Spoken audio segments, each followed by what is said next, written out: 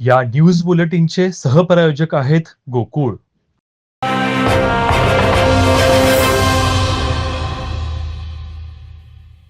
अमृत योजनेअंतर्गत 115 कोटींची कामे कोल्हापूर शहरात सुरू आहेत. ही कामे पूर्ण झाली तर शहरवासियांना स्वच्छ आणि मुबलक पाणी मिळणार आहे. मात्र अमृत योजनेच्या ठेकेदाराला 3 वेळा मुदतवाढ देऊनही 50% काम पूर्ण झालेलं नाही.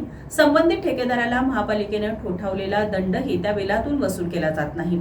त्या उलट ठेकेदाराला जास्तीत जास्त बिल अदा करण्यासाठी अधिकाऱ्यांची एक यंत्रणा कामाला लागलेली असते. मग अमृत ठेकेदारांवर महापालिका एवढी मेहरबान का, असा सवाल शिवसेना महिला आघाडीच्या जिल्हाप्रमुख प्रतिज्ञा उत्तरे यांनी उपस्थित केला आहे.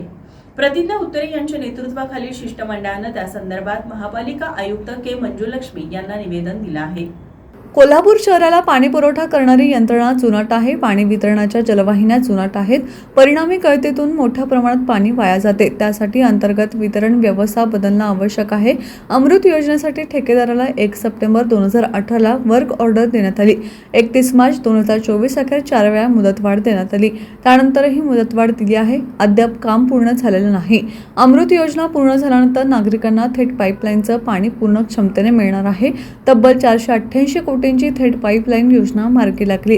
त्याचं पाणी शहरात सर्वांना मिळण्यासाठी वितरण व्यवस्था नाही. त्यासाठी अमृत योजना पूर्ण होणं आवश्यक आहे.